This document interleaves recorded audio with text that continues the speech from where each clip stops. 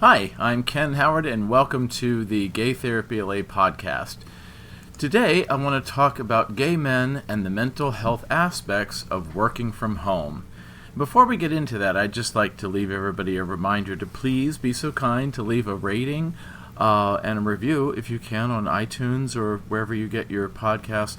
I want to help spread the word and help others to benefit from some of these tips that I'd like to give folks. So if you can do anything to spread the word, that's always really appreciated. So thanks. So getting back to gay men and the mental health aspects of working from home. If you do a Google search these days on tips on working from home, I think you find almost too many returns. It's overwhelming.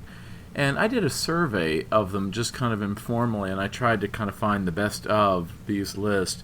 And what's missing from those lists is, where I come in is as a gay men's specialist, licensed psychotherapist, and life, career, relationship coach for the past 28 years. And it's specifically the mental health and gay men's angles. Now, working from home for gay men is very much like the experience it is for other demographics, except for perhaps a broad generalization that most gay men I've known as clients or as friends are probably more tech savvy overall than the general population. There are a lot of guys who just really know their platforms and really know their stuff, and they might already be used to working online or on video platforms. I mean, I've been doing webcam-based sessions in my practice for years, in addition to my in-office clients in Los Angeles and West Hollywood. But what these lists of tips on working from home definitely leave out is kind of a mental health angle or take on this. So during this current March, April 2020 era of the coronavirus COVID-19 global pandemic, with the current global national lockdown, stay-at-home conditions, being able to work effectively from home is more important than ever. Regular followers of my podcast and also my blog at gaytherapyla.com have been asking me for my take on all this, and here are my various thoughts. Let's talk about these. Some psychological tips for the working from home mindset. There's 5 of them. I'll go through them each one. Number 1, as with all individual or collective challenges, we must try to maintain hope. And moving forward thinking, even if everyone is just in tread water mode these days, it's important to maintain hope. We maintain hope of surviving this, hopefully, most of us, just as I've done working on the front lines of AIDS going back to 1988, and my own 30 years in 2020 of living with HIV myself. Our country had to endure and ultimately recover as best we could from the Spanish flu epidemic in 1918, everything about World War I, World War II, Korea, Vietnam, and of course 9/11. My friends and colleagues in LA were in lockdown or curfew during a time in the spring of 1992 during the Los Angeles riots. And we gain hope if we put the current COVID-19 scare in a certain historical context with other challenges that have had a beginning and a peak and a subsiding. Number 2 of these kind of tips and thoughts, I think of my mom. My mom is a 3-time cancer survivor.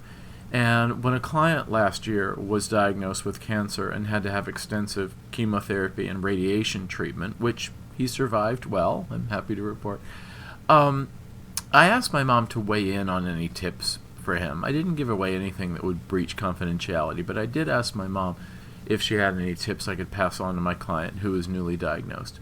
And she said, yeah, sure. Tell him to try to keep his life as normal as possible. The treatment throws off your routines enough. Try to maintain what you normally do, like a ship that's guided by the North Star. I think that's true about this, the coronavirus COVID scare. Try to take a look at your work calendar, especially from January and February of this year, just the fairly recent past, and see how you can create a facsimile of it the best you can, an adaptation to what you were doing during those months, in the office. It may be very different, but try to translate it like you were translating a language. But, if you had the kind of job before where you're an actor, a writer, or designer, or a restaurant, bar, hotel worker, travel industry worker, that kind of thing might be impossible in those cases.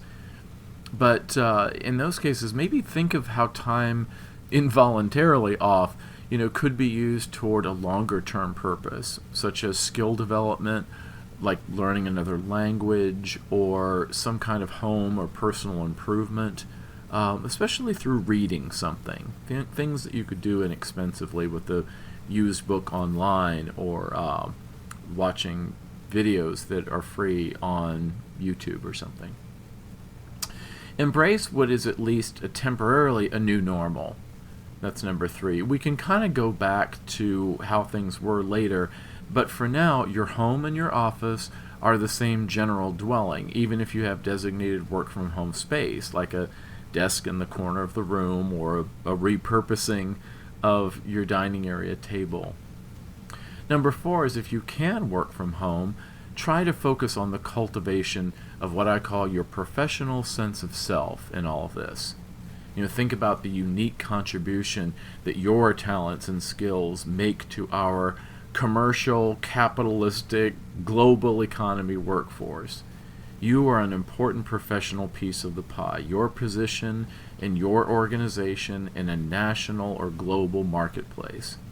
Think about what makes you you in that context, whether you're someone's assistant, or you're just starting out, or if you've built up to like a senior executive level. It's just the whole range. But we can say everybody has a job to do, everybody has a place in this market, everybody has a contribution to make.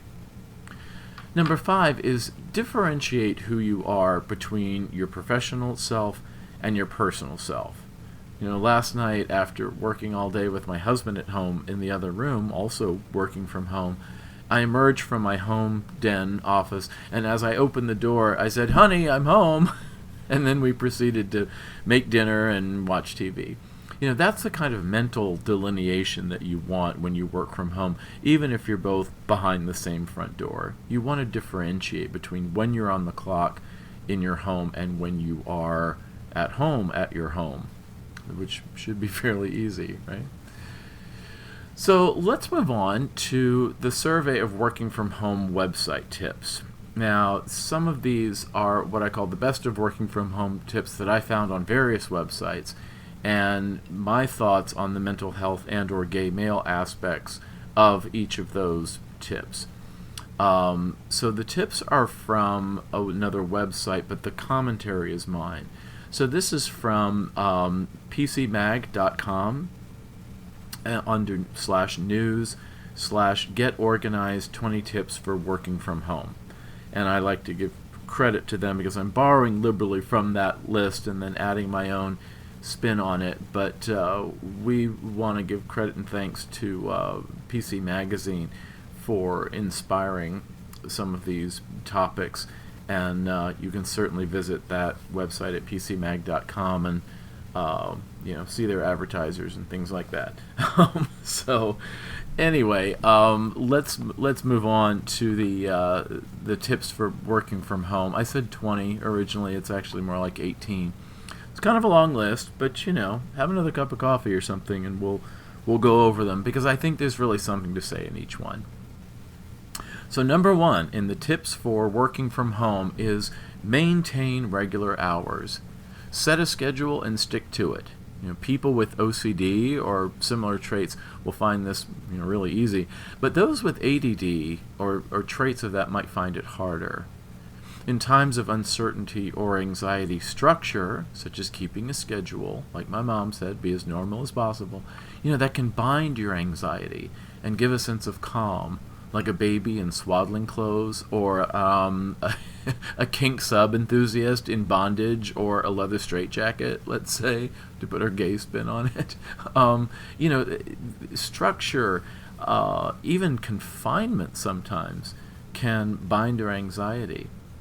Our bodies and our minds crave regular routines, such as when we work, eat, certainly sleep, and play. Regular hours also underscore hope that we are indeed alive and well, and not only existing, but also being a generative member of society, albeit working, but in a different setting. And gay men have tended to embrace a certain work hard, play hard aesthetic and routine. And while we might not be able to play hard these days without gay bars or clubs or the gyms or outdoor group activities, things like that, we can still work reasonably productively. And gay men who are influenced by a lifelong need to achieve, in part as a defense against social or peer criticism for being gay for our lifetimes, we know a lot about self-discipline. We had to have self-discipline to develop the false self in order to get along and go along. It takes a lot of work if we were in the closet and having to maintain the secret that we were gay. That's not true for everybody, but it's true for a lot of people, especially the older we get in demographics, the more the hard work of needing to achieve, to throw people off the scent of us being gay, can be a psychological defense. I work with a lot of gay male professionals in my practice, and I'm always impressed by a pervasively strong sense of dedication and self-discipline on everything from how they work to how good they look doing it, being impeccably groomed. And maybe that's a little gay stereotype, but there's a lot of structure and a lot of self-discipline going on to really try to be the best at something and to be proud of that. They care about themselves because gay men have had to fight for their place in the world, including in the workplace, after many years of advocacy and activism efforts, from the early activists in the 60s to Stonewall to fighting for marriage equality just a handful of years ago. Plus, gay men are still men, and men can be very competitive at work and at play. So that's number one, maintain regular hours. Embrace that structure. Number two is create a morning routine. Part of my morning routine is using something called the Waking Up app by Sam Harris. Not the Sam Harris, the gay singer, but another Sam Harris. And the Waking Up app would be available where you get your apps, the App Store or whatever. And that teaches and supports a practice of mindfulness for either 10 or 20 minutes. There's an option there. And for many people, morning coffee is their routine, but meditation, exercise, stretching, healthy foods, reviewing a list of goals, or repeating positive affirmations are also good habits to support a strong start to your day. And this can lend a sense of empowerment and optimism. It sets your mental health on the right track for the new day. Gay men, I know, are often the ones to seize the day because we have had to fight for what we get, and the early gay bird gets the worm. So that's number two, creating a morning routine. Number three is set some ground rules with the people in your space, especially those of you that might have kids. I hear this about gay dads having to set limits with their kids when they're working from home. So setting strong boundaries about working from home can be crucial to your productivity. Don't be afraid to assert your needs and set limits with those around you to minimize distractions and support getting actual work done. This reminds me of a meme I saw about a trim, well-dressed male breezing past someone near a copier machine, and the line said, "Out of my way, I'm gay." It's very funny, but there's a lot of gay guys who are kind of like that in offices. Number four is schedule breaks. This is a marathon, not a sprint. So to make your endurance last through a reasonably regular workday, such as 8 hours, schedule regular coffee breaks and certainly a lunch hour. We have to keep up with Instinct.com or Toll Road or whatever the gay media, social media articles that we like are. Or even for this, you could do this on a lunch hour or something. Listen to a podcast. Number five is take breaks in their entirety. Don't give in to the impulse to cut breaks short by answering a work-related email or text message. Really unplug during break times.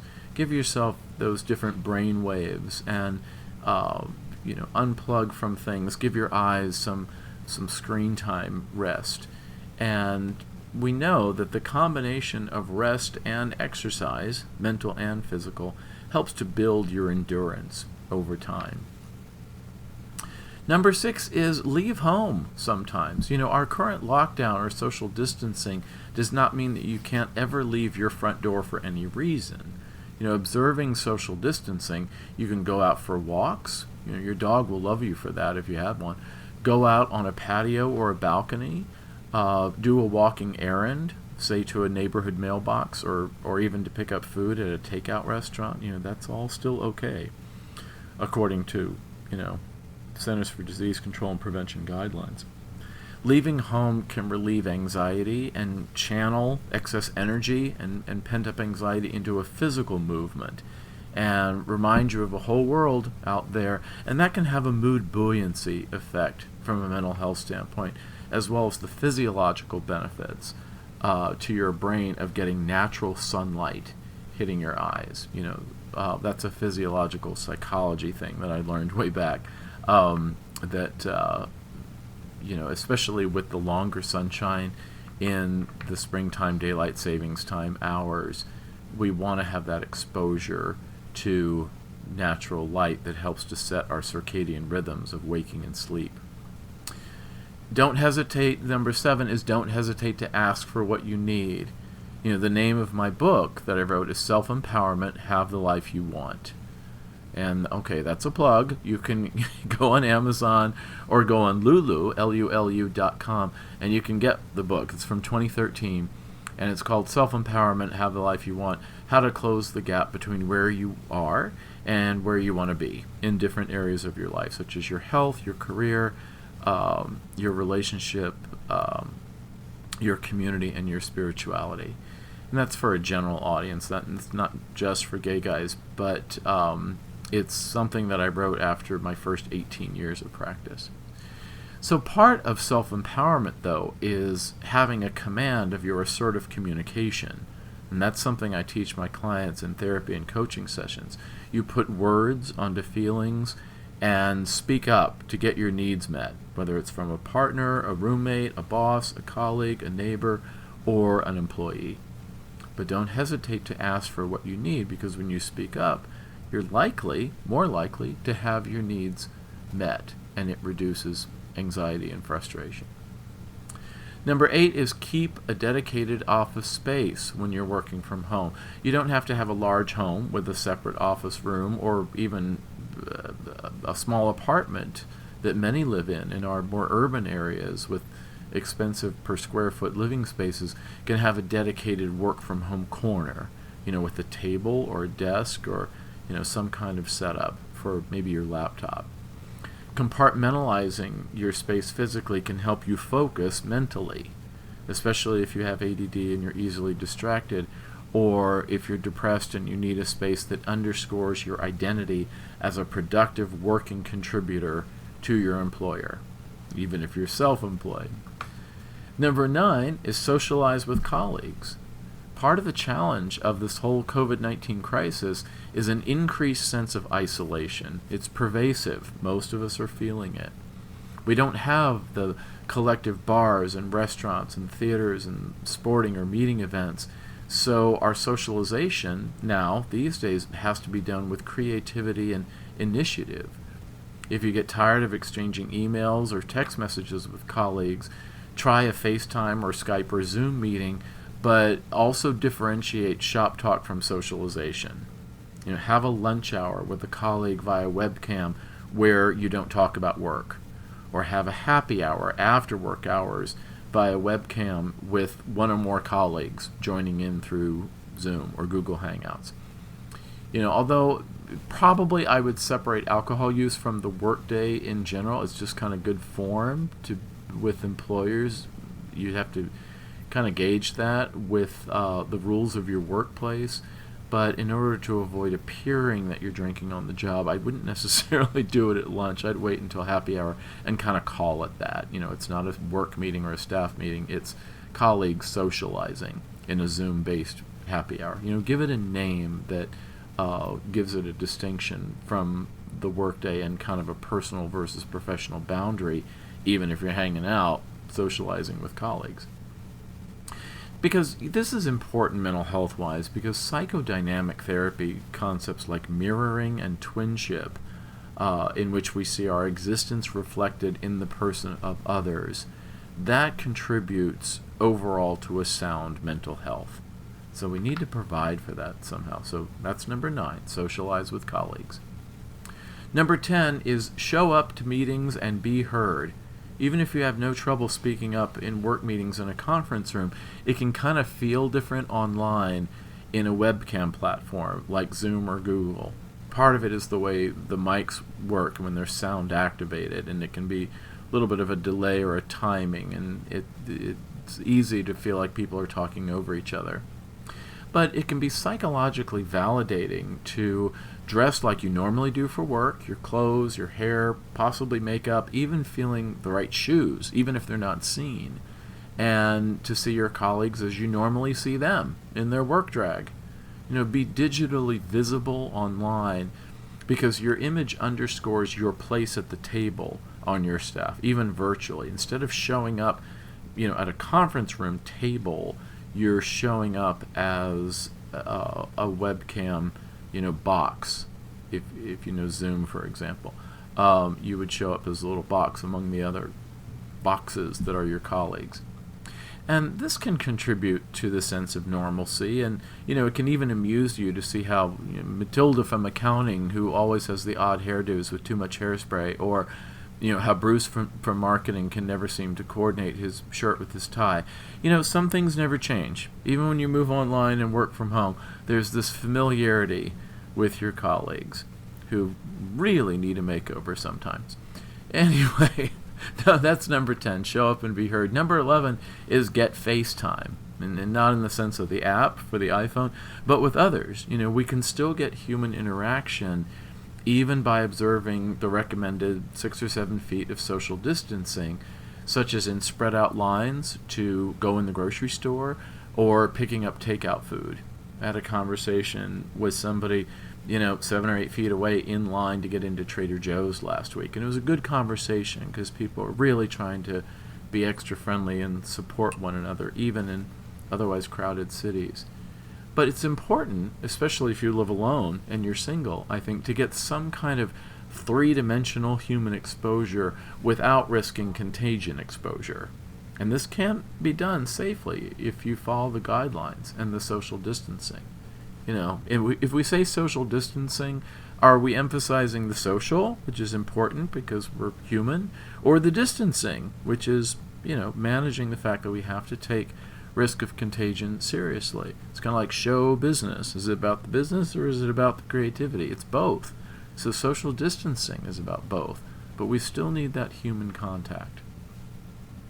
Number 12 is take sick days. This is important in working from home because if you're not feeling well physically, symptoms of COVID-19 are another whole story, but if you're not feeling good because of a cold or allergies this time of year, or just a regular flu, or tummy trouble, or food poisoning, or whatever, it's important to validate your feelings that you deserve time off to get better.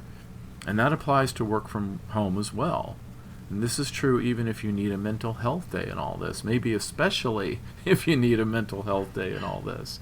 You can call in sick to the office even if you're still working from home. Number 13 is look for training opportunities. This might be a good time to look for continuing education in your field through online classes, and negotiate with your boss if you can get the company to cover the fee. Lots of online training programs are out there, and some have a paywall to access online educational videos or PDF workbooks, and some free trainings exist on apps like YouTube or Vimeo.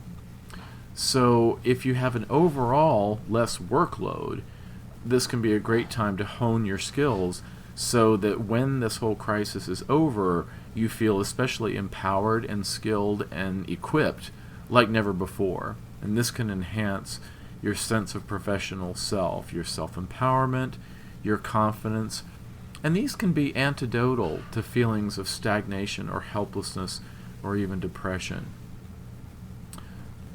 Gay men tend to be good teachers overall, so you might look into training opportunities where you're the provider, not just the consumer. But maybe you'd like to emerge from this crisis, having a skill that you didn't have before because you just had the resource of time to devote to it. Number 14 is overcommunicate. When you're working from home, no one can see that you're busy at your desk or in your cubicle. While people working from home have been said in various studies to actually be more productive than being at a traditional office, your bosses are still entitled to be reassured that people are working from home in reasonably good faith and that they're a sound investment of salary resources of the company or organization. So email others when you accomplish something. CC more people more on the email than you would normally. Contribute copies where possible to a shared server or a reasonably protected Google Docs or Dropbox area. Make sure there is some kind of virtual paper trail that you're working from home, not just saying so while actually doing something else, like binge watching, Tiger King on Netflix, which seems to be really popular these days. And, that kind of stuff is just for your downtime, just like a regular work week. So if you over-communicate, you're just kind of making sure that people know that you're being productive at home, even during bad times like this, and they'll remember that. They'll remember if you slack off, unfortunately, although with some understanding, but they'll really remember if you work hard to do something productive and make a contribution during this time. That might give you a raise or a promotion or a bonus somewhere down the line, really showing that you're a team player. Number 15 is be positive. If you're a supervisor or in some kind of position of staff leadership, I'm a part-time professor at the University of Southern California teaching couples therapy this spring. So I've had to really be extra encouraging of my students, even ones who aren't doing so well, because we live in a difficult time right now. So shift the emphasis even more toward positive, encouraging, strengths-based feedback. Correct or guide your employees with lots of empathy that they might be dealing with some serious challenges at home, such as restless kids or even a sick, with COVID-19 or something else, family member at home. The last thing they need is unjust criticism or micromanaging or workplace politics. Supervisors have a right to expect a reasonable accountability, but since you can't see your employees as much, you can't see that they look upset or disheveled in the way that you could observe them in person at the office. So if everyone takes a positive outlook, that will be contagious in its own inspiring way. So be very positive, even in giving feedback. Number 16 is take advantage of any corporate or organizational or institutional perks that you have. Like if you work for a company that has a 401k program and you need to access some of that money in a loan, see if that's an option for you, although other government benefits might exist first. You might get information from your human resources department about taking a loan from your 401k in a hardship.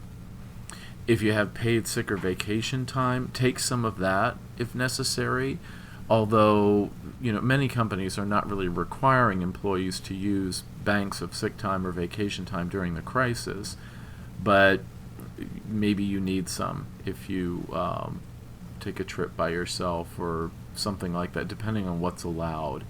If your HR department offers access to some kind of special professional databases that you haven't taken advantage of, see what they have to offer employees that might be a hidden fringe benefit that you didn't know about. It was tucked away somewhere in the employee handbook when you were hired 4 years ago and you haven't seen it since. So, see if there might be perks.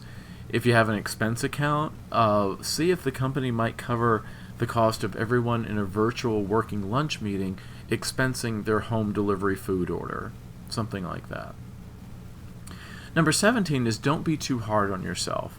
It's always healthy to be conscientious and work in good faith, sure, but be careful of being too hard on yourself if you're frustrated at not making monthly sales goals or other productivity markers for your company. You won't be as productive your first month working from home as you will be the second. And that's okay. It has its own learning curve.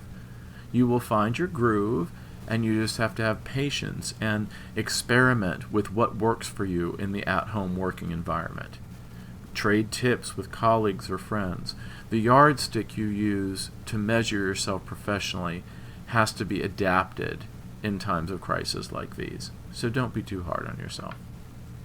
Number 18 is make it personally meaningful. While the COVID-19 scare is possibly the most widespread, global, dramatic event you might have experienced in this lifetime, certainly is for me, other than the AIDS crisis, up to now, and possibly it'll hold that status for your whole future. So try to make some meaning from this.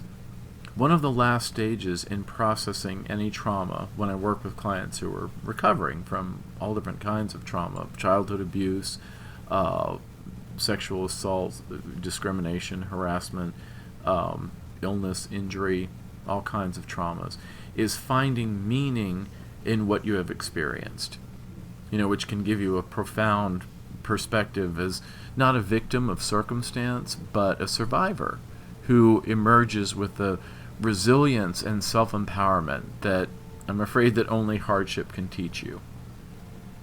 Like for those of us who are gay men who survived the AIDS crisis, or maybe a history of bullying, or maybe we were thrown out of our houses for being gay when we were young, or were the victims of harassment or discrimination, we all know about this already.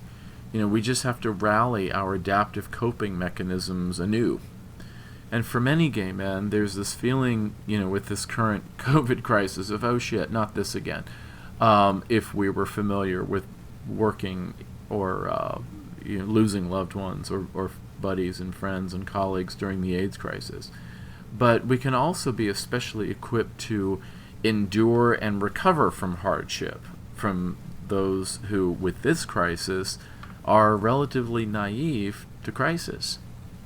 So make it personal and try to find meaning. So on the blog version of this, on gaytherapyla.com, I have some links to a few other websites that talk about work-at-home productivity and communication and morale. And, you can certainly find these on your own if you just do a Google search, working from home tips. And I might offer another list of tips as a follow-up in another episode, because I think there's more than we really have time for today on how to maximize the working from home model. Developing resilience requires us all to call on our internal resources. I talk about this in my book. External resources are people and websites and tools and information and things you can kind of see, feel, and touch. But our internal resources that we might have to rally and really evoke in ourselves are things like hope, confidence, determination, motivation, stamina, and even a certain defiance that the crap that happens to us in our lives need not diminish us. We will get through this, and how we get through it depends on developing the skills of adaptive coping and having a robust social support system of friends, family, colleagues, mentors, and professionals. So if you would like more support in that last one, the professional department, consider having therapy for people in California where I'm licensed, or coaching services with me online through all different kinds of webcam platforms, or just on the phone. And that would be for guys who are outside of California or even outside the United States, all over the world. I love how this podcast reaches people in my statistics in countries where I've never been to. I feel like I'm virtually visiting them with my voice, which is really kind of a fun thought. So, but to everybody everywhere, thanks for listening. And I'm here to help you if you need it. As always, you can call or text me. On my cell, it's 310-339-5778. I think 01 is the United States country code. But 310-339-5778 is the phone number. Or you can email me at ken@gaytherapyla.com. Or if you visit gaytherapyla.com, a little box will pop up, whether you like it or not. And you can write me a message in the box, and I'll get back to you, and we'll talk about what you need and how we might be able to work together, either with me or with one of my Gay Therapy LA associate clinicians who are also available to help. So, and that can be for more personalized support, that's customized more than what a blog article or a podcast episode can be. So, take care in all of this crisis. I hope these tips are helpful. And let me know also if you have comments or suggestions for future episodes, because I want to do some episodes around what the people are wanting. And thanks for listening. I will see you next time.